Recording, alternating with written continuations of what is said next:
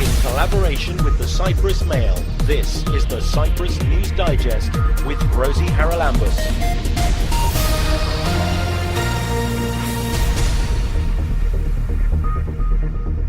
Coming up this week, we have exclusive interviews with the UN Secretary-General's Special Advisor on Cyprus, Espen Barth Eide. But of course the alternative is that it will fail once again and the international community may actually give up, not on Cyprus as such, but on trying to solve the Cyprus question after 50 years. And a number of countries are beginning to ask, how long will we let this non-solution go on?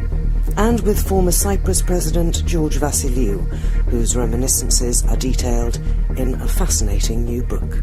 Now, Tassos knew that this is the case, and that's why he made it appear as if he was in favor of a solution. And I explain it in the book that he called me when he became president, and he said to me, George, because you are good friends otherwise for many years, so the report by the European Commission will be ready any time now, and there may be some critical points there, and the only one that is able to convince them to erase them and to have the right decisions, the right report, so that we can be accepted by all parliaments, is you. Are you prepared to do it? I said, well, you know that for Cyprus I would do anything.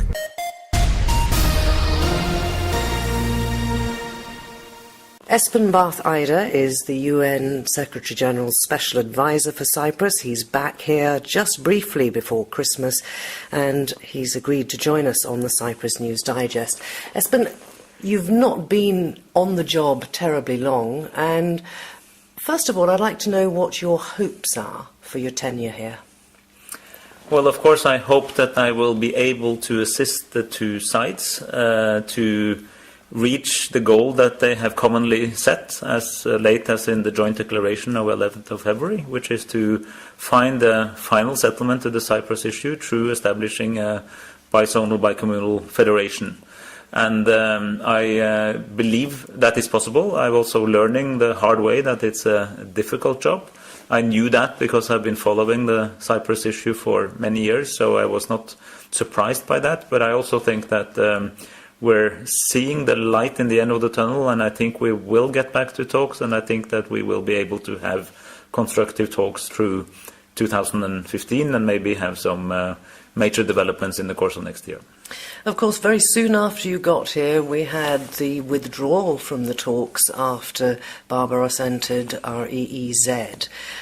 It's a very different thing, isn't it, helping people who are already at the table than it is trying to get them back to the table. And if they do go back, and when, can they pick up where they left off? Well, that's clearly our plan, that when they are back at the table, we will start where we left it. We had constructive conversations throughout September and into early October before the talks were temporarily suspended by one side. And in those talks we prepared which issues we would talk about when and where we would start, and we did a lot of homework, all of us, meaning the UN, me and my team, but also the two sides, in preparing for that. So that work is not lost, and we'll of course be back at the table once we get there. I would also like to say that when I came here first, and when I was just appointed, I first in the early September I went to see the Secretary General. I got the mandate from him, and I went straight to the island from New York. And one of the first things I said is that this is a moment of great hope and opportunity for the Cypriot people, because the economic arguments for a solution are larger than ever before, principally because of the advent of hydrocarbons, and I know as a Norwegian from experience that can be a transformative element for economy and society, even beyond what people actually understand. It's a very important moment, and it's in a moment where a political solution will be particularly helpful. But I also said that this, given the geopolitical crisis that the world has experienced in 2014, both on the global level with the deep divisions between some of the biggest powers in the world, and also in the region with the de facto collapse of the Middle Eastern state system, this is a particularly bad moment to continue to maintain the non-solution. This is really a moment where clarity is needed. So I think there is a strong, positive, predominantly economic argument for solving the problem, and there is a strong security argument as well for not believing that status quo is necessarily sustainable for many more years. And for me, those two come together in a strong urge to work with the sides to actually get over the relatively limited differences that still remain in order to get to the declared solution, which the two leaders, only months ago said that they wanted to achieve through the joint declaration and the declaration that came out of our meetings here in September. And do you think that the two sides, you've had a lot of meetings, I know, today, do they see your point of view? Do they understand the implications? Because we have had plenty of reports in the past about the massive growth that the whole island can achieve from foreign investment as and when there's a solution, and yet only a very limited number of people on both sides seem to take that view on board. I think this is a question not only for the leaders but for the society at large, because this may affect people, other people even more than leaders. When I speak to business leaders, for instance, the Chambers of Commerce is a good example, but also other people with, in economic engagement and labor leaders and so on, I think they very much see the opportunity cost that Cyprus and also both communities are suffering on a daily basis. All the investments that is not happening, all the extra cost of maintaining two economies rather than one, I think that's seen to practical people who are in it on an everyday basis. So a number of Cypriots know. Is it sufficiently recognized at the political level in general? It's a good question. I think they agree on general terms, but the question is whether the political leaders, and I'm not speaking about the two leaders only, I'm speaking about the full, the political class. Do they put sufficient priority to this compared to maintaining the more traditional arguments for why we can't move right now? I'm not sure. I don't really know if I can answer that question. And of course, if it's not accepted at the political level by the parties, both sides, then it's very hard for it to filter down into something that's acceptable for the people of Cyprus, both sides, as and when presumably it comes to a referendum.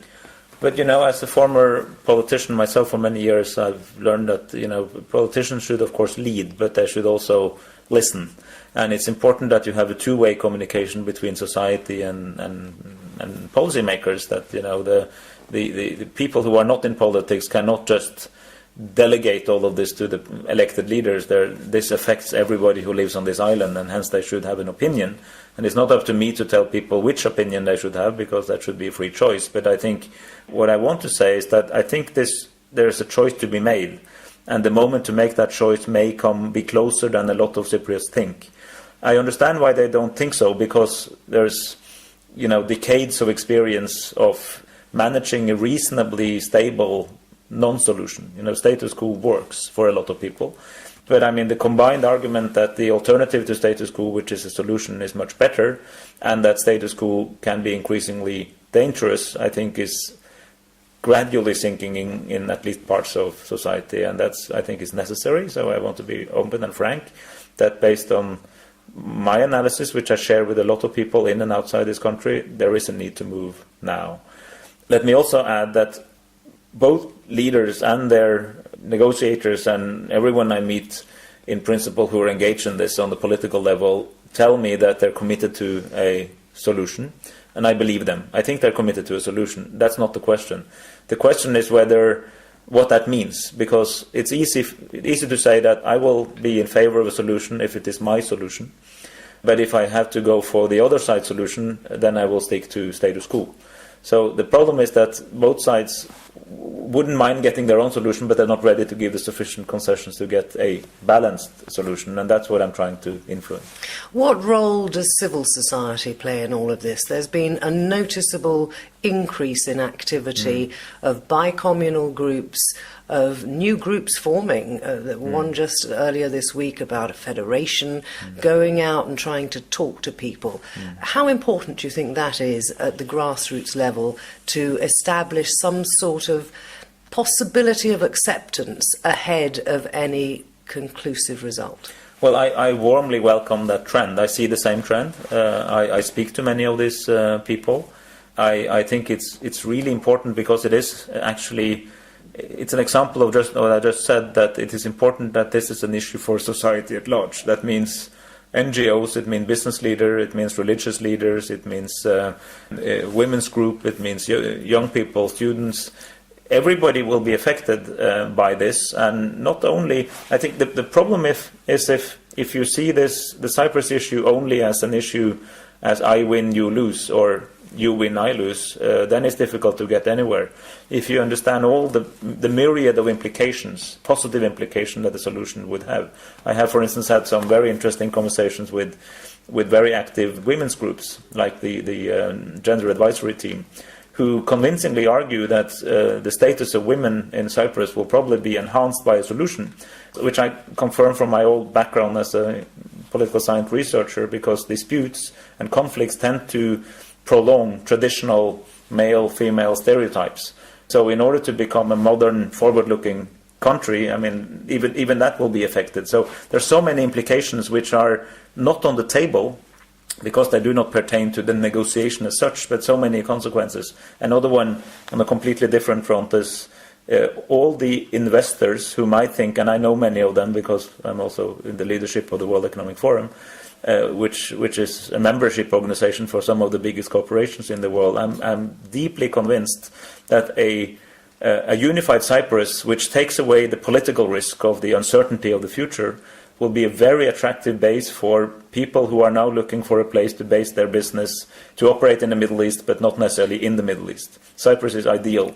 Now they're not coming, because you will not leave one country in high political risk to go to a country with medium-sized political risk. You will go to a safe place. And this change is happening now. So because of the crisis slightly to the east of here, this is happening now, but the opportunity is lost because the Cypriots are not solving their problem. So what I'm trying to say, this has consequences way beyond what's at the table. It has to be solved at the table, but it has to be solved at the table with a buy-in from broader society.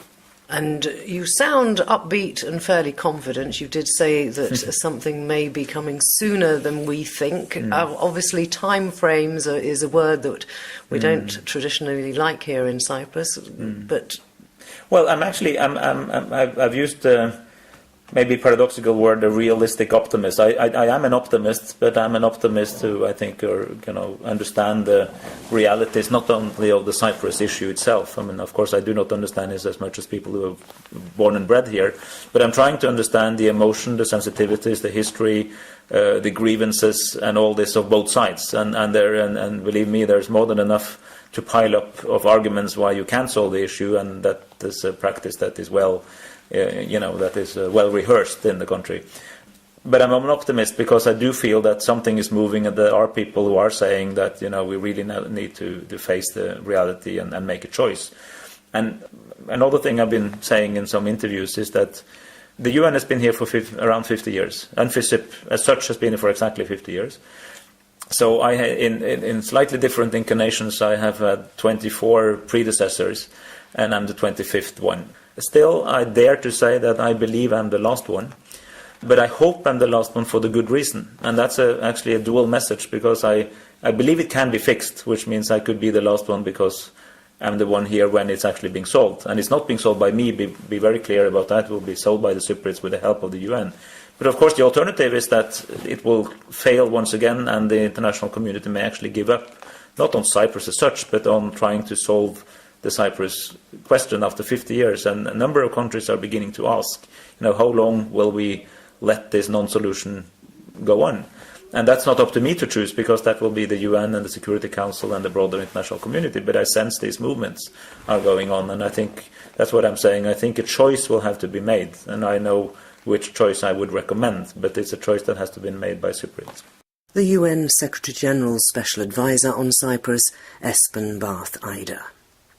Earlier this week, I spent a fascinating hour with former Cyprus President George Vassiliou to talk about Niazi Kuzulurek's book, George Vassiliou, Reflections on the Past and the Future.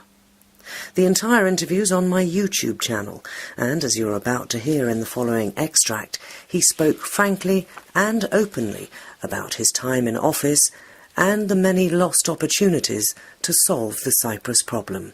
Greece also, I think, played its role, didn't it, when it came to Papadopoulos' presidency and the Annan plan. You've said that Kostas Karamanlis played Pontius Pilate. What do you mean? Well, to be honest, we have to make it very clear. Tassos was dead against federation, and he fought against it in every way.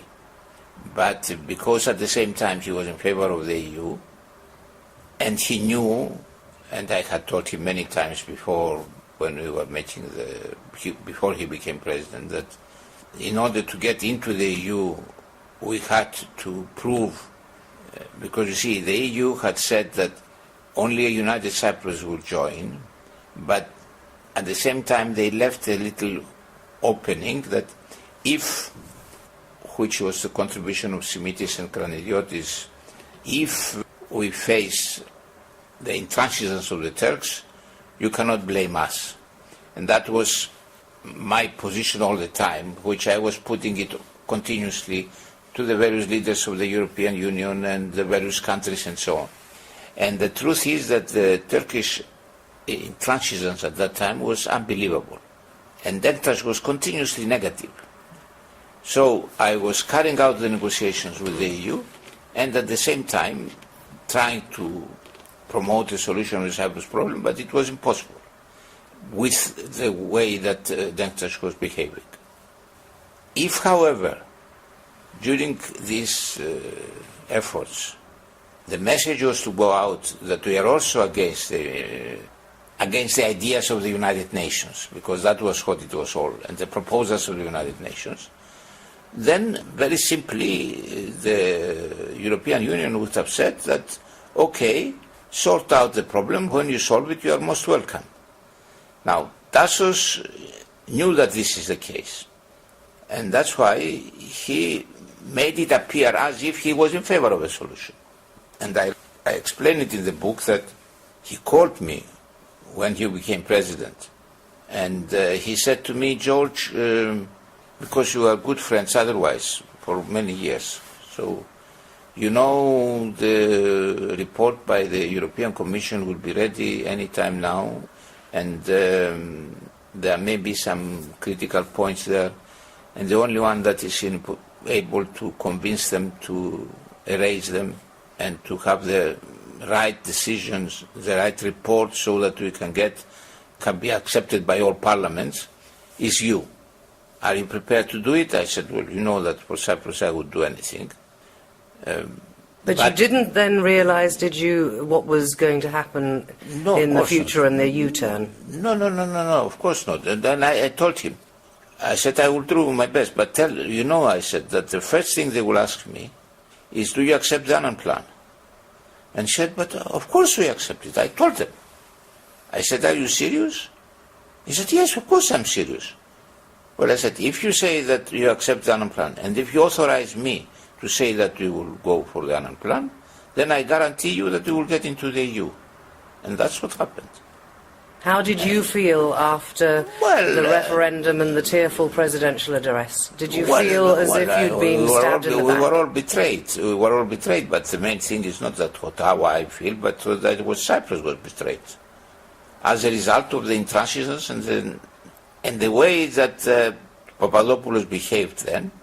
So once he decided, once we got into the EU, and he signed and so on, and he was happy, then he immediately came up into the open and said, yes, but we would have accepted it, but there are many mistakes in it. This was always the position. You see, the position of our so-called nationalists was always like that. At the beginning, they were dead against a solution. A solution meant, let them get out and give us back everything, and then we see. Then when they realized that this was not possible, they accepted, they said, okay, we are accepting a federation, but a federation with the right content. And by right content they meant not a federation, but a situation where the Greek Cypriots would run everything. But of course they never explained that. They said, but we knew what the right content meant. So anyway, Papadopoulos came up and said, well, we have some issues to discuss and so on. And the way this Annan plan is put in front of us, I'm dead against it. But he said that he's dead against it. Once he discussed it with Greece, and that's where Kostas Karamanlis, you see the uncle, the real Karamanlis, because there is always a difference between the people that create something like Venizelos or Karamanlis and those that follow and may have the same name. And in this case, the real Karamanlis was 100% in favor of the solution, 100% in favor of the Annan plan. And he said that to me, he said it to everybody, he said it publicly and so on. But Kostas Karamanlis, once he became Prime Minister of Greece, he said, oh, well, we will accept what the Cypriot people decide. He refused to say what the Greek political parties all have been saying, that we are in favor of the Annan plan, and which they have said it very clearly. So from the moment that Papadopoulos knew that Greece will not interfere, will not take a place, if Greece had said then, of course you will vote, but you must know that our position is that you must accept the Annan plan, otherwise everything will be in danger. The position would be very different here. But they never said that.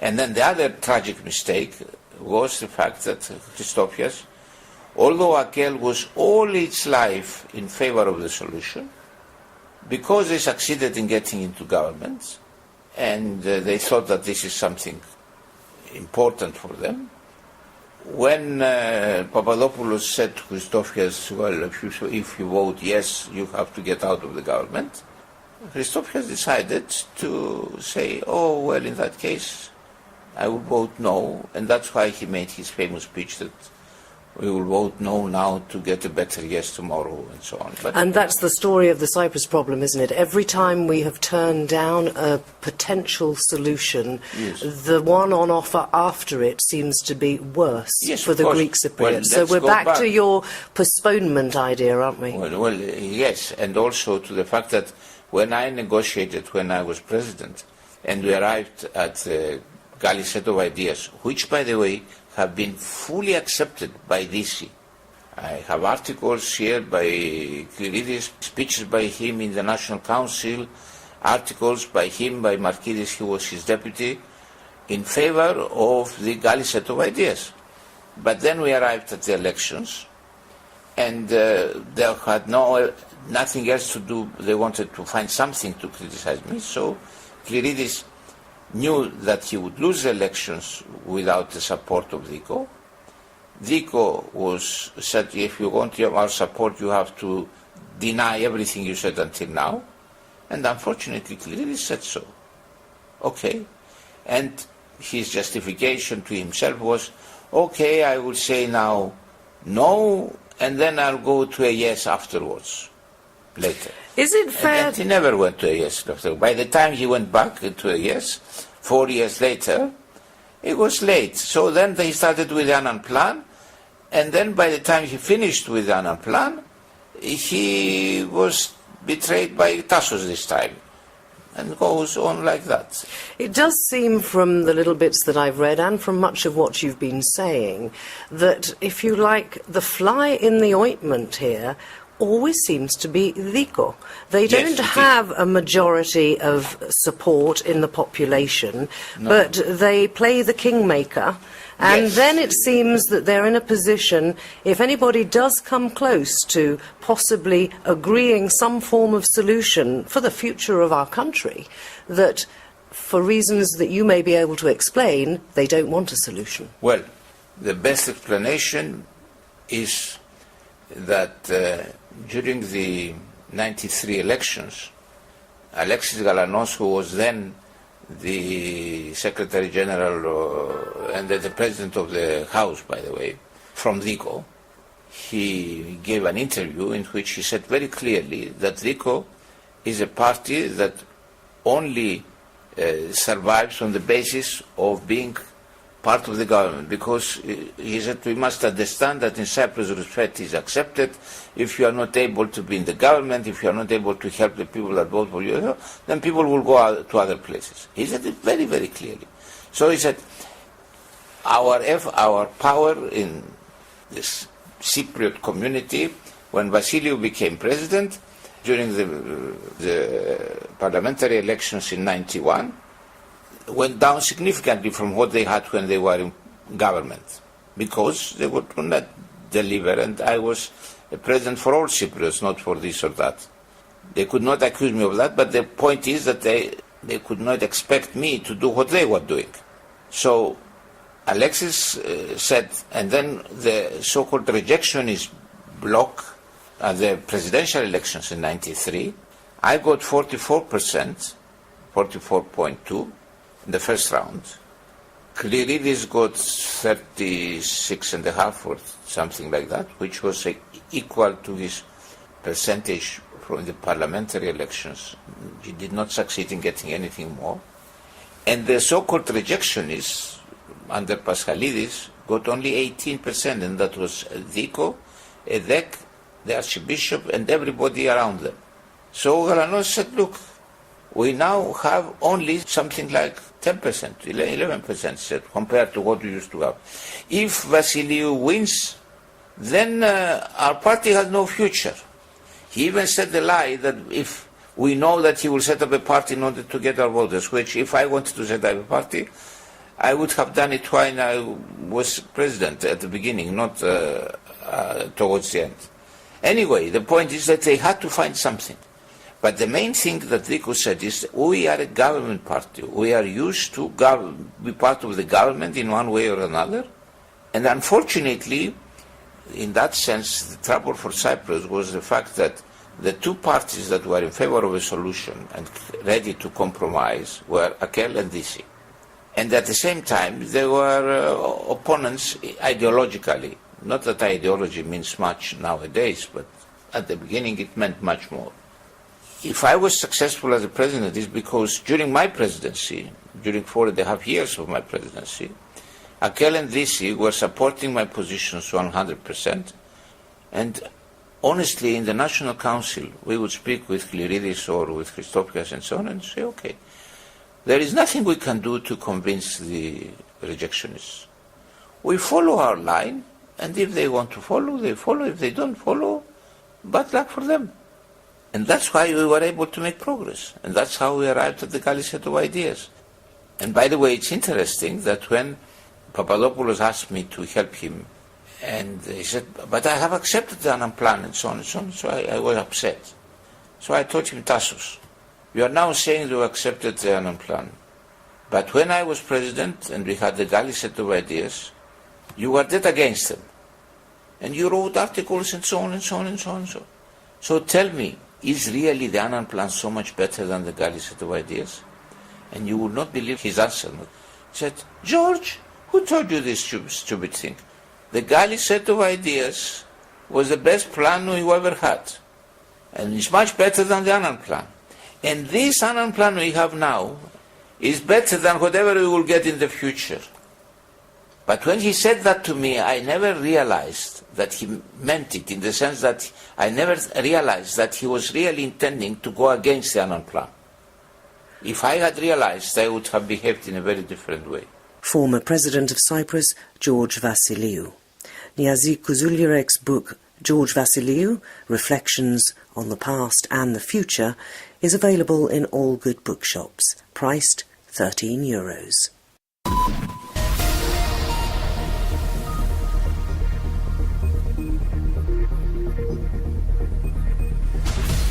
And that about wraps it up for this week. Just let me say, season's greetings, a very Merry Christmas to you.